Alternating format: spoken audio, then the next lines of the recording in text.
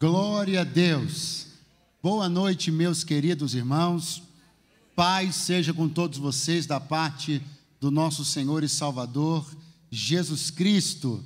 Que alegria poder estar hoje com vocês aqui. Eu estava lembrando das inúmeras vezes que eu passei aqui na frente da igreja, né? Eu prego em Brasília há muitos anos e eu sempre dava aquela olhada assim e de vez em quando pensava, se o Senhor quiser, eu estou pronto, né? E aí, quando Jesus, quando encontrou os discípulos para a Páscoa, ele falou, há muito eu desejava comer essa Páscoa convosco. Então, é mais ou menos assim, há muito eu desejava estar aqui com vocês. Mas o fato, irmãos, é que o tempo de Deus, ele é perfeito. Então, hoje é o tempo perfeito das nossas vidas aqui se encontrarem, né? E de uma forma assim muito especial, num encerramento de conferência de mulheres, e eu já preguei em muitas conferências de mulheres, e é uma maravilha, eu adoro pregar em conferência de mulheres, que elas fazem os melhores eventos, né? Poxa, pensei que eu ia garantir minha volta no ano que vem, então vou fingir que isso não aconteceu, vou tentar de novo. Então, é muito bom pregar em conferência de mulheres, porque elas sempre fazem os melhores eventos.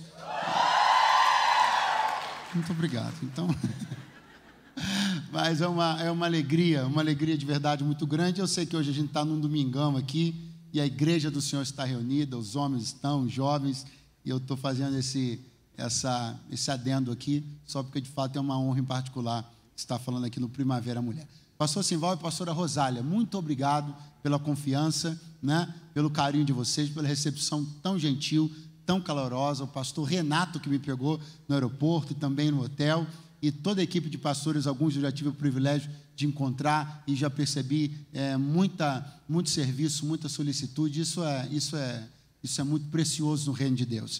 O reino de Deus é um reino de amigos e de alianças. Eu me pauto por isso, caminho por isso, me movimento por isso. Estou grato a Deus por estar hoje aqui, iniciando algo que eu creio que será uma aliança sólida no Senhor entre a minha vida e vocês, uma vez que a minha casa já está aliançada com essa igreja há alguns anos, né? Através da minha esposa, seja o Senhor louvado. Meus irmãos, sem mais delongas, Evangelho escrito por João, capítulo de número 12.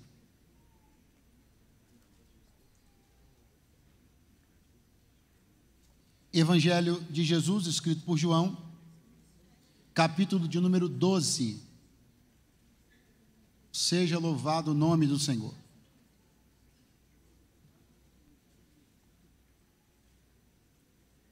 Versículo 1, capítulo 12. Se você encontrou, sinaliza positivamente, dizendo assim, eu amo a Bíblia. Está escrito o verso 1. Foi, pois, Jesus 6 dias antes da Páscoa a Betânia, onde estava Lázaro, o que falecera, e a quem ressuscitara dos mortos.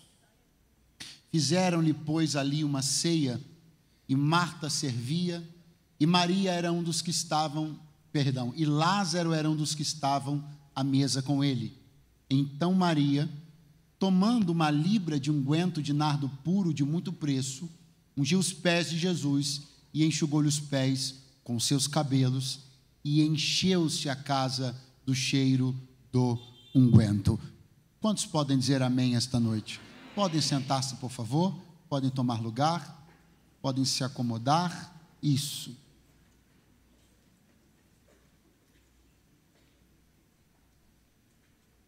Jesus nunca fez distinção alguma para amar.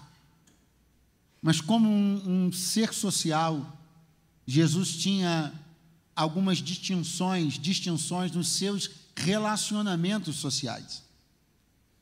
Isso fala sobre nível de intimidade, de proximidade. Até dentro do grupo dos 12, você percebe que 3 desfrutavam de um acesso particularmente maior. Pedro, Tiago e João. Isso é comprovado em algumas ocasiões. E ainda dentro deste subgrupo de 3, ainda havia um que desfrutava de uma proximidade maior ainda. Este era o apóstolo João, aquele a quem Jesus amava e que também reclinava a sua cabeça no peito do Senhor. Então, dentro destas relações sociais que Jesus construiu, salta nos olhos na Bíblia uma família de 3 irmãos, chamados Lázaro, Marta e Maria. Os 3 moravam numa aldeia chamada Betânia, e essa aldeia ficava na região da Judéia. Jesus tinha sua residência na região da Galileia, então ficava bem longe para Jesus da Galileia, de Cafarnaum, na Galileia onde ele morava, ir até Jerusalém, na Judéia, para fazer ali, por exemplo, as suas atividades de culto, estando nas principais festas do calendário judaico, etc. Então, por isso, Jesus utilizava a casa dos seus amigos Lázaro, Marta e Maria como uma base do seu ministério na região da Judéia. Então, você vai ver que Jesus, algumas vezes, pernoitava na casa dos seus amigos, em Betânia, e depois, no outro dia, ele seguia para o templo. Pois bem, Jesus esteve na casa dos seus amigos algumas vezes.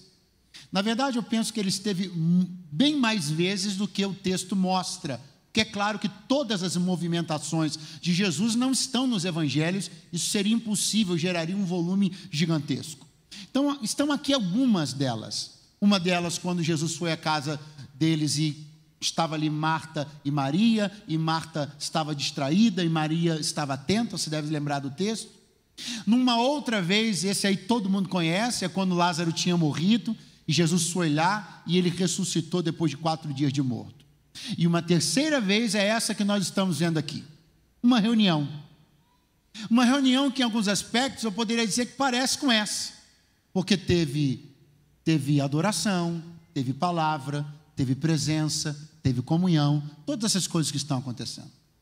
Lázaro, Marta e Maria são 3 irmãos, como fraternamente somos irmãos eu, você e alguém que está na sua direita ou esquerda. Mas Lázaro, Marta e Maria eram pessoas muito diferentes, com perfis muito diferentes, comportamentos muito diferentes. Adivinha? Igualzinho eu sou diferente de você, que por sua vez é diferente de alguém que está do seu lado agora.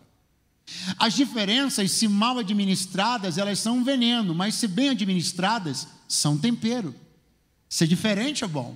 Nas diferenças nós nos complementamos. O que eu sei fazer, talvez você não saiba tão bem, e alguma coisa que você faz muito bem, eu nem me arriscaria a fazer. Que bom, isso diz respeito ao reino de Deus.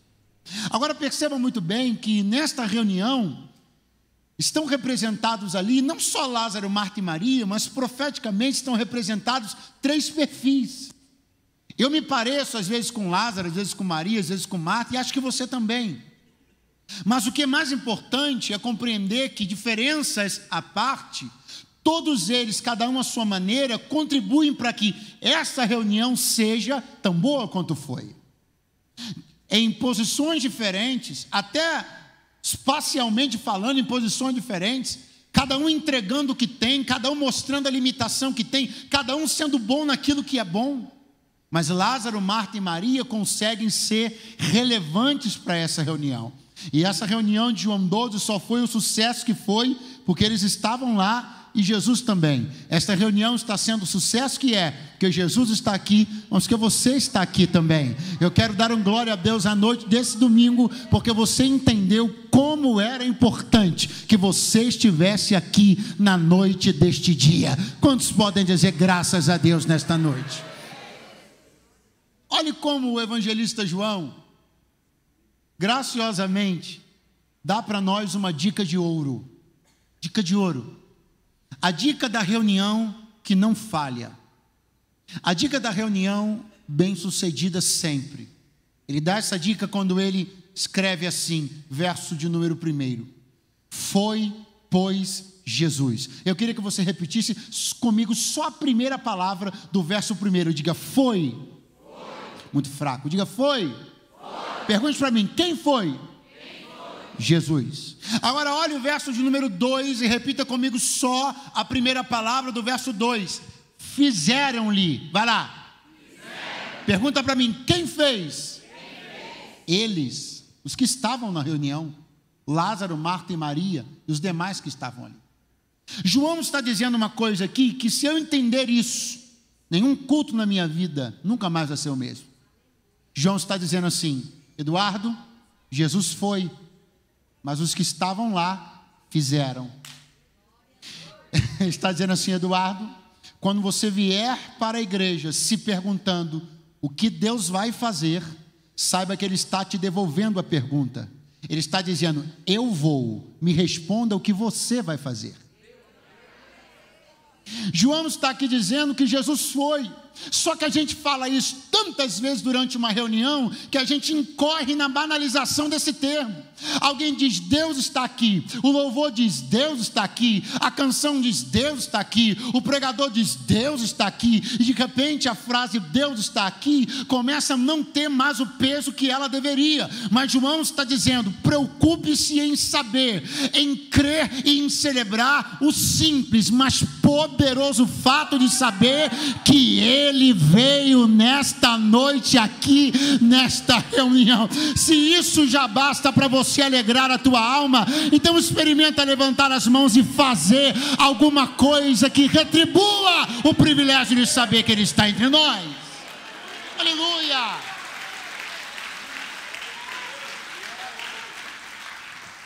Quem foi? Jesus. E o que Ele está fazendo? Estando presente. E o que Ele está fazendo hoje aqui? Está presente. E Ele está cumprindo o quê? Um compromisso. Qual compromisso? De presença. Quando é que Ele assumiu esse compromisso? Num versículo que todo mundo conhece. Não só todo mundo conhece, como todo mundo que já dirigiu ou pregou em algum culto com pouca gente, em algum momento lança a mão desse versículo. Onde estiverem. Sim ou não? Eu já dirigi um bocado de culto com pouca gente na minha vida, hein, pastor Simval? Eu já preguei. Aí não, você pode esperar que em um dado momento o pregador, o dirigente do culto, ele vai lançar a mão desse versículo. É um alento para a alma. Onde estiverem 2 ou 3 de vós reunidos no meu nome, eu vou estar ali presente. Glória a Deus. Eu não estou desmerecendo o versículo, muito pelo contrário. Nós estamos hoje aqui no usufruto desta promessa. Jesus disse, eu vou estar presente. Agora eu chamo a sua atenção para fazer uma distinção muito importante. Presença é uma coisa, manifestação é outra coisa. Jesus não se comprometeu com manifestações, Ele se comprometeu com presença. Pastor, por quê? Porque dá para Ele estar presente, baseando-se apenas no cunho da reunião, mas a manifestação dEle dependerá de mais do que isso. Quando eu decido me reunir no nome de Jesus, Ele decide estar presente, mas o que Ele vai mostrar, o que Ele vai falar, o nível do que Ele vai revelar, o nível do que Ele vai expor, aí depende da circunstância da reunião. A reverência, haverá manifestação. A adoração, haverá manifestação. A ética devocional, haverá manifestação. A distração, não haverá manifestação. A irreverência, não haverá manifestação. A boa coisa é saber que Ele vem. A melhor coisa é saber que dependendo do que nós fizermos, Ele vai se manifestar esta noite neste lugar. Aleluia! Não é diferente de alguma situação em que você pode já ter passado. Eu já passei. Alguém convida você para ir a um lugar, um jantar que seja, você diz, eu vou. Que compromisso que você assumiu? Presença. Você não pode garantir que chegando lá você vai se sentir desenvolto, vai falar bem, vai poder se comunicar, porque isso tudo depende da circunstância. A gente diz que vai e vai, mas se chegar lá, puxarem uma cadeira qualquer, num canto qualquer, distante das outras pessoas para nós, se de repente os assuntos não nos incluírem, pelo contrário, só nos excluírem, a gente começa a entender que a gente até conseguiu ir lá, até conseguiu cumprir o compromisso de presença, mas aquelas pessoas não nos cativam, não há como contar experiências para elas, não há como nos manifestarmos naquele contexto de reunião. Com Jesus não é diferente. Pasmem vocês, o que eu vou dizer agora, é triste, mas é verdade. Existem reuniões nesse exato momento, onde Jesus está presente, mas não está manifesto. Como como aconteceu no nome dele, ele foi, mas as circunstâncias não estão favorecendo a sua manifestação. É por isso que eu chamo a sua atenção nesta noite de domingo, mas não é só para esta noite, para todas as vezes que nos reunirmos no nome dele, vamos tomar cuidado com cada movimentação, para que tudo seja dele, por ele, para ele, e atraia o peso da sua glória para este lugar. Quantos podem dizer graças a Deus esta noite? João está dando a receita da reunião infalível. Jesus foi, eles fizeram. Aí vem João dizendo para nós: fizeram-lhe, pois, ali uma ceia. Que bom. Marta servia, Lázaro era um dos que estavam à mesa, Maria tomou uma rátel de unguento. Olha como o texto estruturalmente é muito organizado. João, que é um escritor muito hábil, estrutura o texto numa organização a ponto de que ele dá a cada um dos 3 personagens um verbo específico. Ele diz: Marta servia, ele diz: Lázaro estava, ele diz: Maria ungiu. Então ele pega serviço, estar e adoração e atribui a cada um dos 3 personagens. O texto é muito organizado. Então vamos seguir a organização proposta por João e começar pensando rapidamente sobre a irmã Marta e seu espetáculo de serviço. Marta não era uma servidora, como dizer, constrangida a servir. Marta não era uma servidora compelida a servir. Marta era espontaneamente e essencialmente uma servidora. Marta era aquele tipo de gente que serve proativamente. Ele não precisa necessariamente esperar que venha um comando para que ele sirva. O serviço está tão impregnado na alma dele que parece que ele segura o copo d'água antes de cair. São pessoas que têm um nível de atenção a detalhes que passam desapercebidos para outros, mas para eles observam de forma com antecedência, eles agem com eficiência. Serviço na obra de Deus é um espetáculo digno de ser visto e aplaudido. Inclusive, para você e eu estarmos confortavelmente sentados aqui agora, eu sei que você sabe que tem muita gente servindo nesse exato momento, gente que não está podendo ouvir a palavra como você está e nem pôde cantar as canções como você cantou, porque igreja é serviço e serviço é abrir mão. Tem gente no estacionamento, tem gente na portaria. Inclusive, eu queria dar a você uma oportunidade que talvez você nunca tenha tido. Agradeça a essas pessoas, dê um aplauso a cada uma delas agora. Pode fazer isso?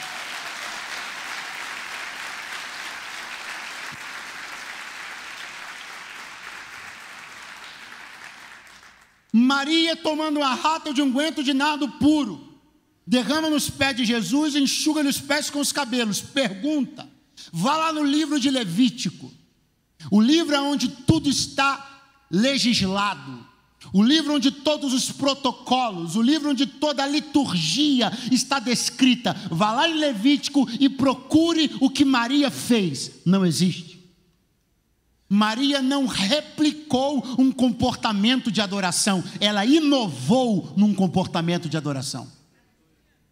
Maria não reproduziu um manual de adoradores, Maria foi inventiva e criativa na adoração.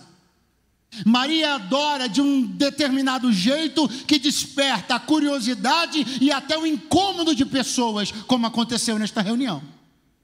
A Bíblia diz que Judas ficou incomodado, porque Judas era uma espécie de fiscal de adoração. E eu acho curioso porque em nenhum momento Jesus deu a ele posse nesse cargo, porque Deus não precisa que ninguém fiscalize a adoração de ninguém. Eu queria que com carinho você olhasse para alguém que está do seu lado e diga para ele: não foi Jesus quem deu essa missão para crente nenhum.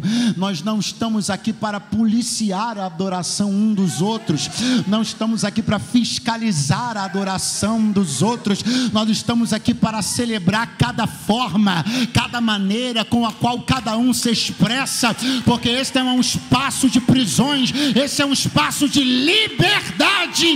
Aleluia!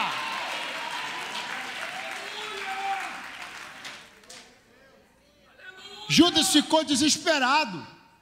Ele ficou desesperado quando ele viu o perfume caro sendo colocado nos pés de Jesus, e a Bíblia diz que ele disse assim: era muito melhor ter vendido isso e ter dado aos pobres. Aí a Bíblia foi lá e arrancou a máscara dele. A Bíblia diz: ele não disse isso porque tivesse cuidado com os pobres, mas porque era ladrão e tinha a bolsa e roubava o que entrava nela. Isso aqui é um negócio incrível. Olha o que a Bíblia está dizendo. O que ele era? Ladrão. O que ele tinha? A bolsa. O que ele fazia? Tirava o dinheiro de lá. Agora eu me pergunto, será que Jesus ignorava o fato de que ele era um ladrão quando deu a bolsa para ele? Sim ou não? Alguém está com medo de falar. Será que Jesus ignorava o fato de que ele era um ladrão quando deu a bolsa para ele? Sim ou não? Então o que Jesus é? Trouxa?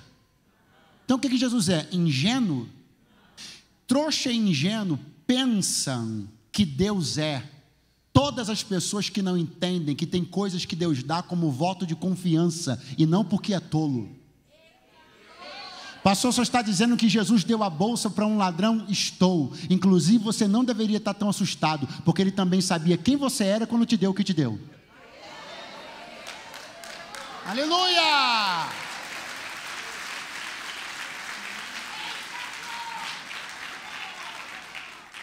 Ele sabia exatamente quem eu era, quem eu sou, quando me deu o que me deu. Só que essa é a grande questão. Algumas pessoas olham e dizem assim: olha como a igreja é bobinha, olha como o evangelho é uma reunião de pessoas bobinhas, olha como Deus é romântico, ele vai lá e entrega coisas nas mãos de quem não presta, de quem não merece. Elas não entendem. Algumas pessoas, como Judas, usaram o voto da confiança para atrair, outras pessoas usaram o voto da confiança para se superar. Vou tentar outra vez. Algumas pessoas, como Judas, usaram o voto de confiança para atrair, outros usaram o voto da confiança para superar quem eram e honrar aquilo que Deus lhes colocou nas mãos. Profetizo que você vai honrar tudo aquilo que Deus colocar nas suas mãos. Aleluia! Pastor, como é que ele ficou desesperado? Por quê? Porque ele costumava tirar o dinheiro da bolsa. Então qual era a ideia dele? Tinha que vender esse perfume, porque se vendesse ia virar. Responde para eu saber que você ainda está vivo e acordado. Eu tenho medo dessa meia luz. Eu fico olhando assim, os irmãos vão sentindo arrebatamento de sentido. Eu tenho medo dessa meia luz. Fica ligado aí, que eu sou bom de arremessar as coisas nas pessoas, hein? Olha. Vamos lá. Ele está desesperado, porque se vendesse, ia virar o quê? E se virasse dinheiro, ia parar onde? Dentro da? Então ele teria acesso. Preste atenção. Se vende, vira dinheiro. Se vira dinheiro, vai para a bolsa. Se vai para a bolsa, ele teria... Porque como ladrão que era, ele tinha acesso à bolsa. Só que onde o recurso foi parar? No lugar onde o ladrão não tem acesso, nos pés de Jesus. Pastor, onde o senhor quer chegar? Já cheguei. Tem muita gente se achando muito malandrinha. Tem muita gente se achando muito espertinha, porque acessa isso, acessa aquilo, entra aqui, entra colar, faz isso, faz aquilo, e pensa que é muito inteligente porque consegue hackear um sistema, entra numa senha. A sala mais secreta do mundo chama-se o Santíssimo Lugar, e lá só se entra pelo novo e vivo caminho, pelo sangue de Jesus. Eu não sei quais acessos te negaram, mas Deus me trouxe aqui para dizer: o adorador tem a chave da sala do lugar santíssimo. Aleluia! Oh, glória a Deus! Então veja, Maria estava ali nessa adoração, com esse comportamento. Então eu acabei de lhe mostrar uma gigante do serviço, Marta. Acabei de lhe mostrar uma gigante da adoração, Maria. E no meio dessas duas campeãs, quem? Lázaro. Vamos ver o que João escreveu sobre Lázaro. Marta servia, Maria ungia. E Lázaro? Lázaro era um dos que estavam à mesa com ele. Redobre a sua atenção, porque eu mostro a você um Lázaro espremido. Eu mostro a você um Lázaro que olha para a esquerda e vê a irmã Marta dando show de serviço. Ele olha para a direita e vê a irmã Maria dando espetáculo de adoração.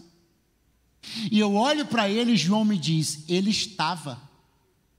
Aí eu paro e penso, seria equivalente à grandeza dessa reunião Lázaro simplesmente estar? Será que Lázaro não deveria tentar ser tão bom de servir como sua irmã Marta? Ou ser tão bom de adorar como sua irmã Maria? Para tentar não ficar tão deslocado, não ser um coadjuvante tão declarado nessa reunião? Eu quero que você preste atenção, porque não raramente pessoas se sentem assim. Como, pastor? Você olha para a direita, a irmã Maria está dando um espetáculo de adoração. Ô irmã para adorar, canta, chora, pula, quase cai no chão, é arrebatada, volta de novo. Aí você olha e fala, meu Deus, nossa, meu pai, não estou sentindo essa coisa toda que essa irmã está sentindo, Jesus me ajuda. Aí você olha para a esquerda, a irmã Marta servindo, chega antes de todo mundo, vai embora depois que todo mundo, corre para um lado, vai para o outro. Meu Deus do céu, a criança quase toma um tombo, ela pega a criança no ar, ela é um negócio maravilhoso. Aí você olha e diz assim, o que eu estou fazendo aqui? Eu estou numa reunião, onde pessoas servem tão bem, outras adoram tão bem, e eu só estou. Às vezes não é sobre nós, às vezes é sobre outros. Às vezes não me diga que você talvez nunca tenha feito isso. A gente olha para alguém e diz assim, meu Deus, sei nem o que fulano está fazendo aqui. Porque levanta a mão e não levanta. Glorifica, ele não glorifica. Chama para servir, ele está sempre ocupado. Ele está aqui, mas não sei nem para quê. A presença dos Lázaros, ela é comumente diminuída. Estar parece realmente pouco quando você olha pessoas fazendo uma coisa tão bem. Pastor, com quem o senhor está falando? Eu estou falando com alguém que gostaria de ser tão bom quanto a irmã A, tão desenvolta como a irmã B. Eu gostaria de falar com alguém que vê os desempenhos de um obreiro, que vê a performance de um adorador, e ele diz, puxa, é isso que eu queria, mas algumas coisas ainda não se desenvolveram da maneira como você gostaria, e você está nessa posição incômoda, se perguntando até mesmo o que é que você está fazendo aqui no Oceano da Graça, o que é que você está fazendo aqui nesta noite de domingo. Mas meus irmãos e minhas irmãs, deixe eu lembrar a vocês de uma coisa maravilhosa.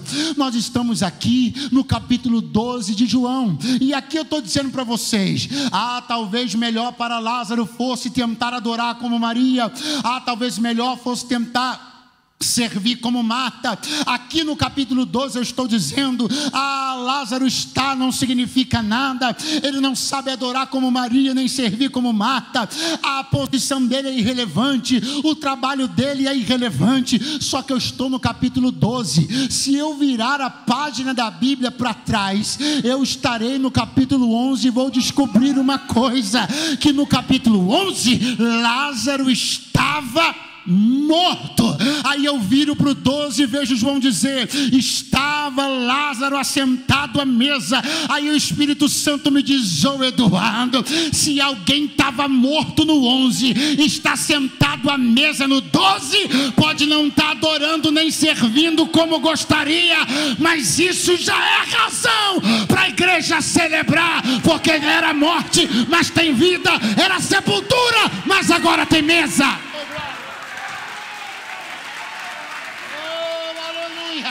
Por favor, segure a mão de alguém que está do seu lado agora, por favor. Se você se sente à vontade para isso, dê uma chacoalhada aí, diga para ele, se você não estava lá no meu capítulo 11, então não ache que é pouco. Eu estou hoje aqui, mas Deus sabe onde eu estava. Eu estou hoje aqui, mas Ele sabe de onde Ele me tirou. Ainda tem muita coisa para acontecer. Eu ainda não estou do jeito que eu queria, mas também não estou mais onde eu estava.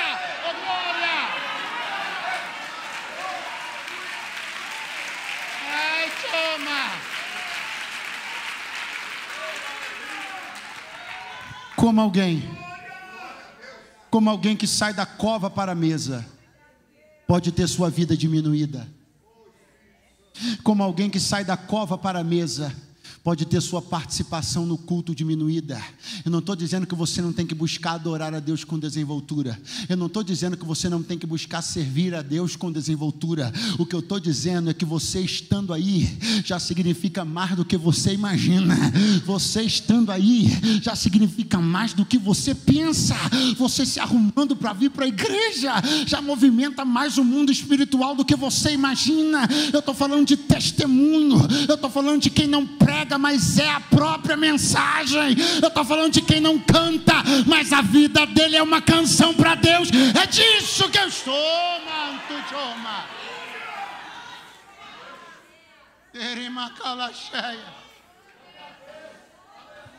Como assim? Lázaro não é importante só porque você leu a palavra estar? Só porque você não leu a palavra servir, nem a palavra ungir, só porque você leu a palavra estar? Deixa eu te dizer uma coisa: na sepultura não se conjuga verbo nenhum. Então quando você sai da sepultura, todo verbo que você conjuga virou rico. Estar, comer, sentar, deitar, levantar, andar, querer, todo verbo é poderoso, porque na sepultura para a qual nós estávamos designados, não há obra, não há verbo, não há ação, não há movimento. Então se você não sabia, vai saber agora. O céu celebra cada verbo que você conjuga. O céu celebra cada movimento da tua vida, desde que você levantou hoje pela manhã, até o exato momento onde você levanta a mão agora. O céu celebra a sua vida. Oh, glória!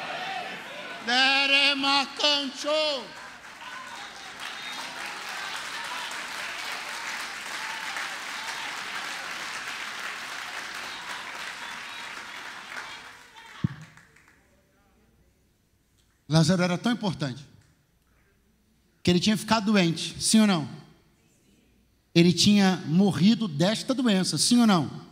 Jesus o ressuscitou, sim ou não? E o que aconteceu? Tentaram matá-lo de novo.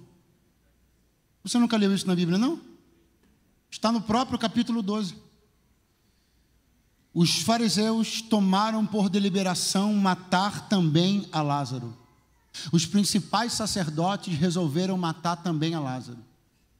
E eu fico pensando na reunião dos camaradas, e aí eles olhando e dizendo assim: pastor, mas peraí, o senhor falou também? Por que o senhor falou também? Por que a Bíblia está dizendo também? Porque primeiro eles decidiram matar outra pessoa. Quem? Quem? Muito fraco. Quem? Aí estava resolvido, vamos matar Jesus. Aí alguém levantou a mão e falou assim: eu tenho uma opinião. Aí disseram: pode falar. E se alguém falou: eu acho que a gente também tem que matar o Lázaro. Aí alguém falou: o Lázaro de Betânia? Sim. Aí não incomoda a gente em nada. Não, ele incomoda mais do que vocês pensam. Matar Jesus não resolve? Não. Por quê? Porque Jesus é a causa. E Lázaro? O efeito. Se você ainda estivesse aqui, teria sido um momento interessante. Quem é Jesus? A mensagem. E Lázaro? O resultado. Pastor, eu estou querendo muito descobrir uma coisa. O que você quer descobrir? Por que algumas pessoas têm tramado contra mim se eu não fiz nada? O senhor pode me responder? Posso. Pastor, eu quero lhe perguntar: o que eu fiz? Eu te respondo: nada. Não é por nada que você tenha feito, é pelo que Deus anda fazendo na sua vida.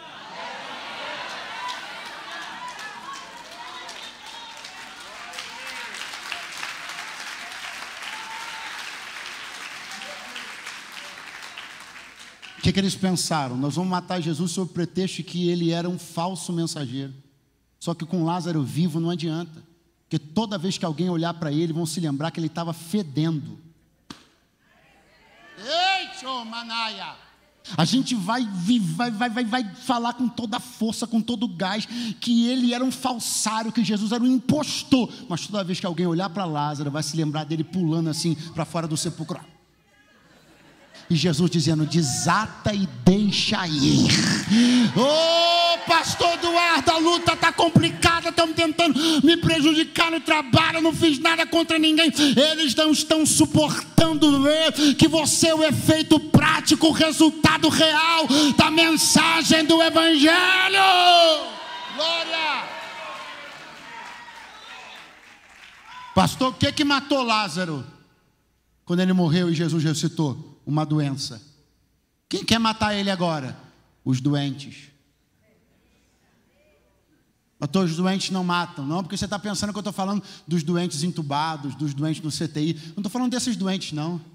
Estou falando dos doentes que se escondem atrás de telas de computador e de smartphones, e que criticam, e que detonam, e que expõem pessoas, e que mentem, e que caluniam por uma única razão. É insuportável para eles ver você andando nessas ruas e saber que Jesus fez, Jesus te levantou, Jesus anda trabalhando, Jesus tem te feito promessas. Mas eu tenho uma palavra para te entregar: se uma doença não te matou, não serão os doentes que vão te matar. Ô glória! Rema Yosheminácia. Pastor, qual é o poder que essas pessoas têm? O poder delas equivale ao poder que você franquia para elas. Pastor, quanto elas me afetam, o quanto você se permite ser afetado. O problema é que você anda expondo seu coração demais. Parece que seu coração anda para o lado de fora do peito do que para o lado de dentro. Deus me trouxe aqui para dizer: se resguarde. Eles só te afetam porque você dá esse poder a eles. Tire deles o poder de te afetar, e a conversa deles vai se tornar em nada aos teus ouvidos. Quem ainda está aí, diga alguma coisa, por favor. Já começo a concluir, mas não posso deixar de trazer a irmã Maria para a nossa conversa.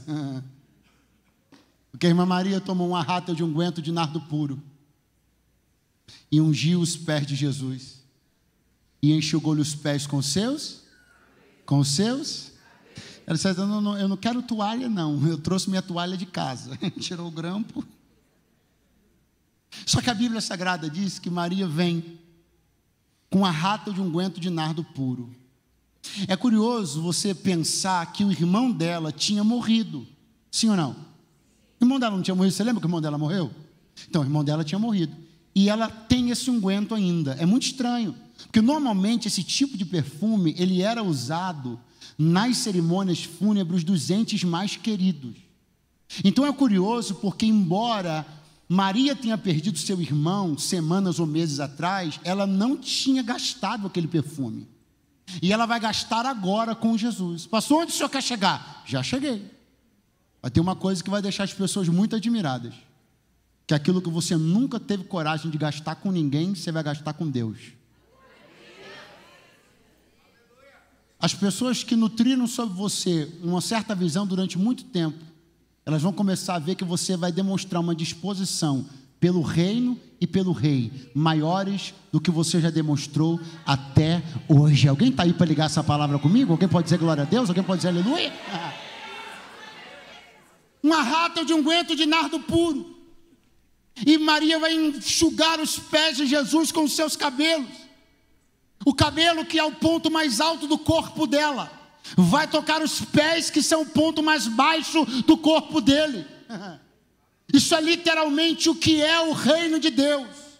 O que é a minha compreensão? A compreensão de que quando eu chego aqui, meu ponto mais alto merece o ponto mais baixo do reino. E é olho para os pés. Compreenda que isso não era comum. A praxe comum era o óleo para a cabeça e a água para os pés. Tanto é verdade que quando Jesus entra na casa do Simão leproso, num texto que parece com esse, mas não é igual, Simão leproso começa a reclamar, porque uma mulher pecadora tinha ungido a cabeça de Jesus e lavado os pés. Aí ele olha e diz assim, Jesus olha e diz assim: curioso, entrei aqui na sua casa, você não me beijou, não me deu água para os pés. Por que Jesus cobrou do fariseu água para os pés e não óleo? Porque Jesus só cobra do fariseu o protocolo. Além do protocolo, Jesus sabe que só faz adorador. Fariseu só vai até o protocolo. Quem ainda está aí, diga alguma coisa, por favor. Aí Jesus diz: então o protocolo é esse. Pastor, por que não pode-se? Porque não era comum ou correto colocar óleo nos pés? Os pés, água para lavar. Não se deveria ungir, porque o pressuposto é que os pés estejam sujos. Lembre-se, eu encerro, lembre-se que Jesus, na cerimônia do lava-pés, pega uma bacia, vai e lava os pés de todos os discípulos. Quando chega na vez de Pedro, Pedro diz: Senhor, não sou digno. Jesus disse: se eu não te lavar os pés, tu não tem comunhão comigo. Aí Pedro disse: Senhor, me dá um banho logo aqui então. Jesus disse: não precisa disso tudo, você está limpo pela palavra, só te são necessários serem lavados os. Então, mas peraí, não te parece estranho? Jesus disse: você está limpo pela palavra, mas o pé tem que ser lavado. Aí alguém para e pensa: então pastor, como é que é isso? A palavra vem lavando, quando chega no pé ela perde o poder? Não. O que Jesus está dizendo é que a palavra te lava, mas enquanto seus pés pisam este chão, enquanto você vive seus dias nesta terra, existe uma poeira que precisa ser removida todo dia.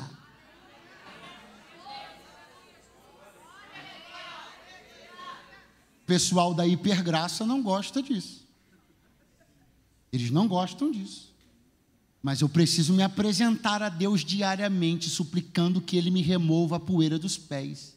Ele me redimiu no Calvário, mas isso não impede que eu me apresente diante dEle sistematicamente, rogando que Ele me perdoe pelos meus pecados e retire a poeira diária do meu pé.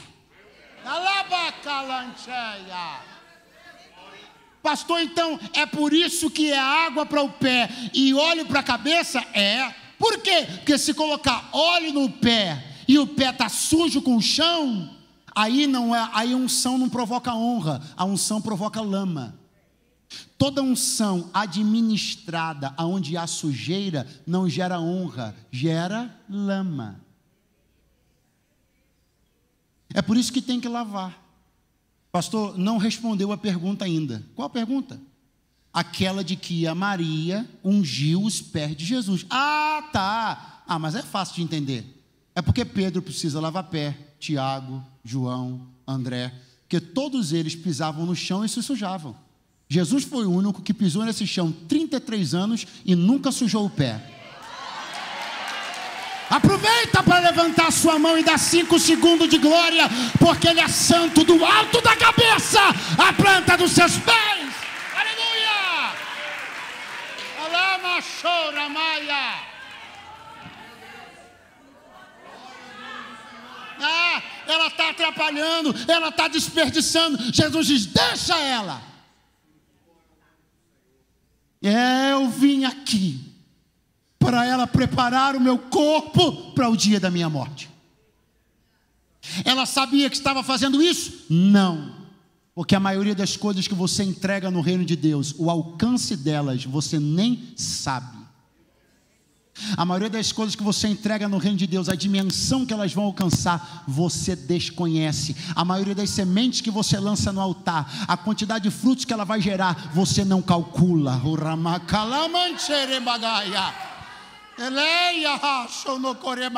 O Senhor disse: deixa ela.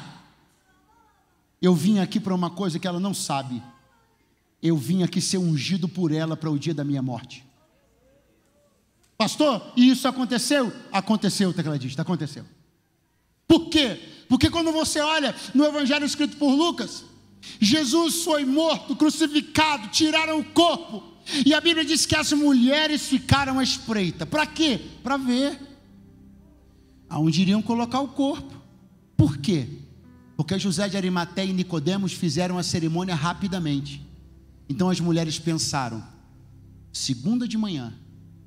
domingo de manhã, a gente vai lá e dá para o nosso Senhor a unção digna que o corpo dele merece. Quando fez domingo de manhã, vem as mulheres trazendo as especiarias. Está na Bíblia. Porque na cabeça delas é o seguinte: o corpo de Jesus não foi ungido como deveria, mas nós vamos lá fazer. Aí domingo de manhã as irmãs vão lá, levando os óleos e as especiarias. Quando elas chegam, está o anjo sentado na pedra. Por que vocês procuram o vivente no meio dos mortos? Ele não está aqui, ele ressuscitou. Aí uma deve ter olhado para a outra deve ter olhado para uma e deve ter dito: olha, Jesus morreu, ressuscitou e não deu nem tempo de ungir o corpo dele. Como é que não deu? A irmã Maria já tinha feito em João capítulo 12. Levanta a tua mão, porque quem se antecipa tem posição de honra no reino de Deus. Chacoalha alguém que está do teu lado agora. Dá uma acordada nele, a gente já vai ficar de pé. Dá uma acordada nele, diga: quando Deus...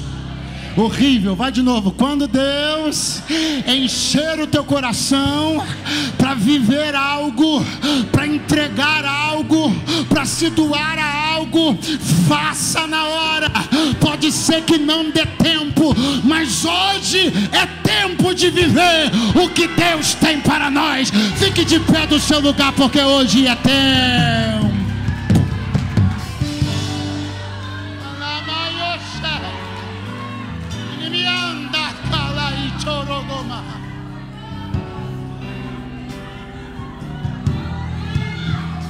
Sexta-feira, Jesus foi retirado da cruz quase na virada para o sábado. Não dava tempo, não dava, mas Jesus já tinha ido em Betânia ser ungido, porque Jesus sabe quando não dará tempo, e Ele é tão misericordioso, que conhecendo o futuro, Ele vem aqui hoje para dizer: você está pensando que vai poder me servir no ano X, você está colocando os meus planos para depois, mas eu hoje vim te falar, eu que sou dono do futuro vim te falar. Está chegando uma sexta-feira de trevas, estão vindo tempos difíceis, então o que você tem que fazer, faça agora. O que você tem que entregar, entregue agora. A chamada que arde no seu coração não ficará para 2023. Assim te diz o Senhor. A humanidade tinha planos engavetados em 2019 e deixou para fazer em 2020. Chegou março de 2020, a pandemia tomou o mundo de assalto e os crentes se lembraram que a melhor coisa que se tem é fazer enquanto se pode, porque ninguém conhece a pandemia, os dias maus, ninguém conhece nada, mas Ele que conhece tudo veio hoje aqui para dizer: entrega, vive o propósito, o tempo é esse e a hora é agora.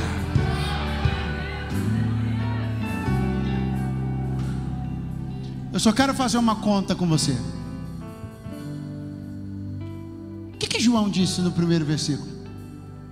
Repete comigo.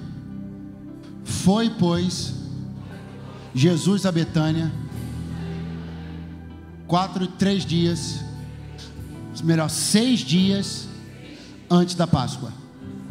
Vamos fazer uma conta? Que dia foi a Páscoa? Domingo. Que dia Jesus morreu?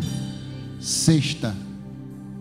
Quantos dias de intervalo entre sexta e domingo?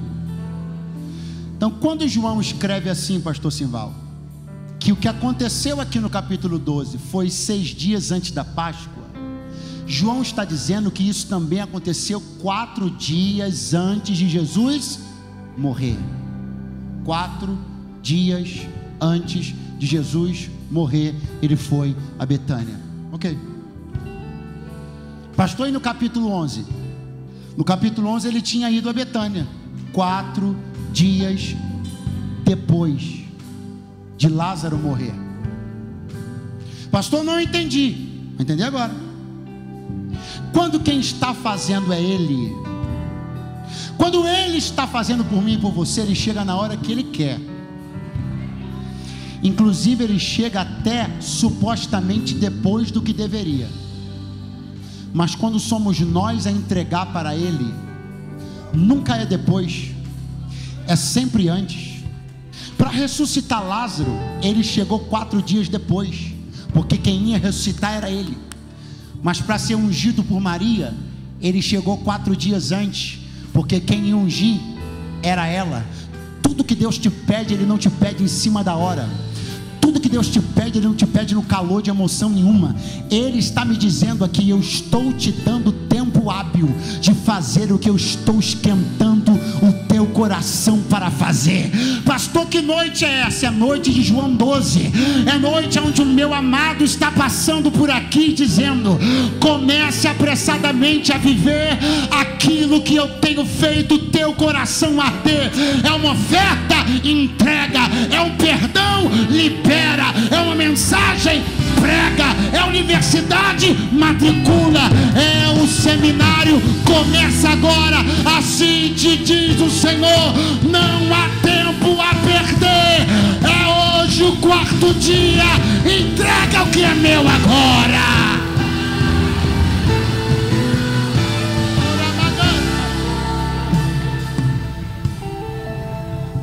Muitas pessoas que estão me ouvindo aqui,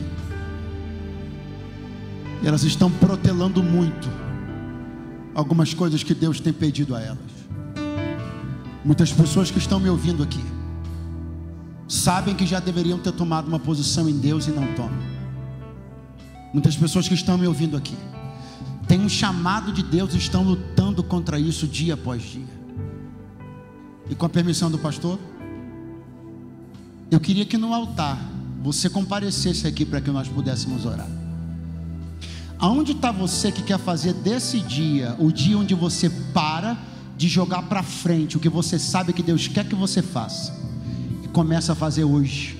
Sai do teu lugar, vem no altar aqui agora. Eu quero orar por você. Pode vir, pode vir. Não fica com vergonha não. Com vergonha você deveria ficar de saber que é com você e ficar aí me olhando. Vem aqui. O rima cantara macheia.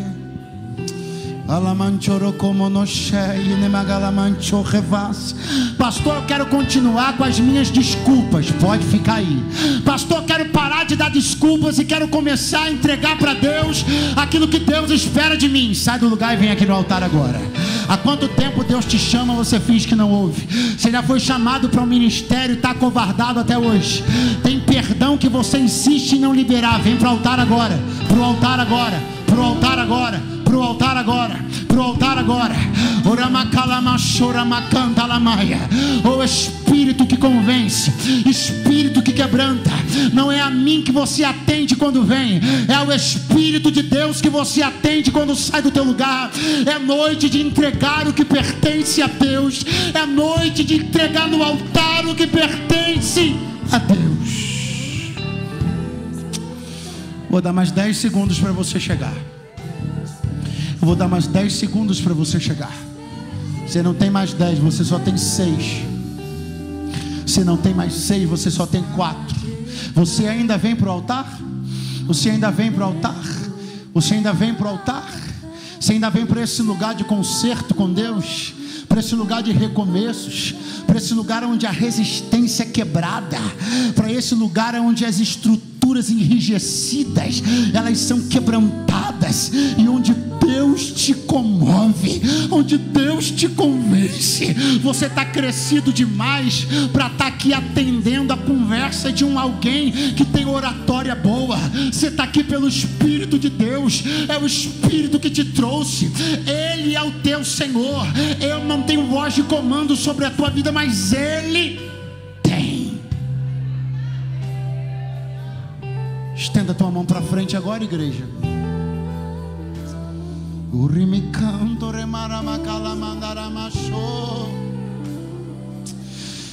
Toda resistência vai sendo quebrada agora no poder do nome de Jesus.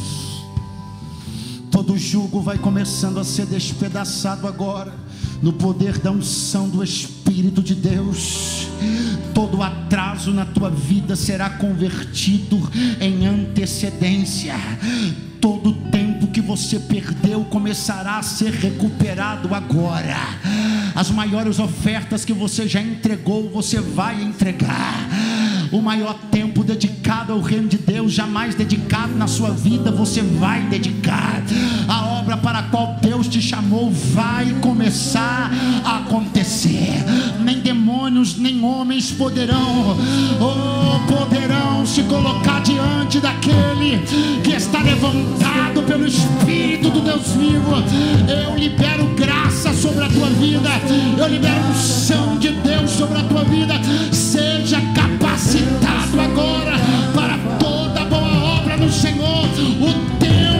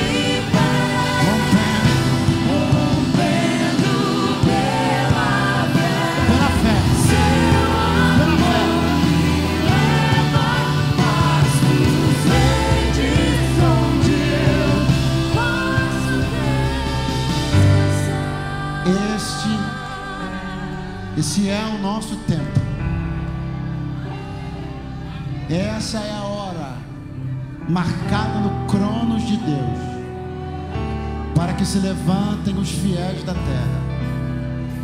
Eu profetizo que Brasília vai testemunhar a entrega mais poderosa que a igreja evangélica já fez. Eu profetizo que essa nação vai conhecer o poder de unidade e coesão da igreja do Senhor Jesus. Aos feridos eu tenho uma palavra: vocês serão sarados.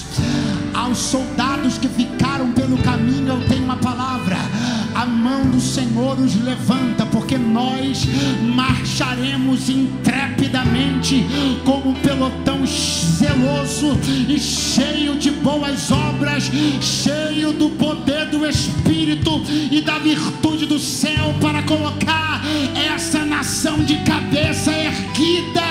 Quantos ligam esta palavra comigo? Levanta a mão lá no terceiro andar. Tira alguns segundos só para você dizer glória a Deus e aleluia. Glória a Deus e aleluia. Aleluia. Aleluia.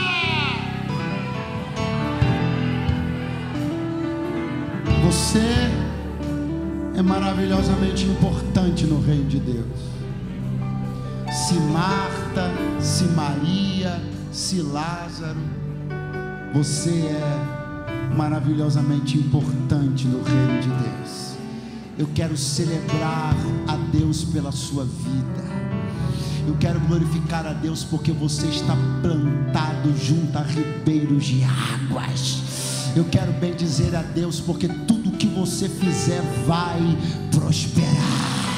Eu quero bendizer a Deus porque este é o ano da salvação dos seus entes queridos. Eu quero bendizer a Deus porque esse é o ano que você vai romper em todas as áreas da sua vida.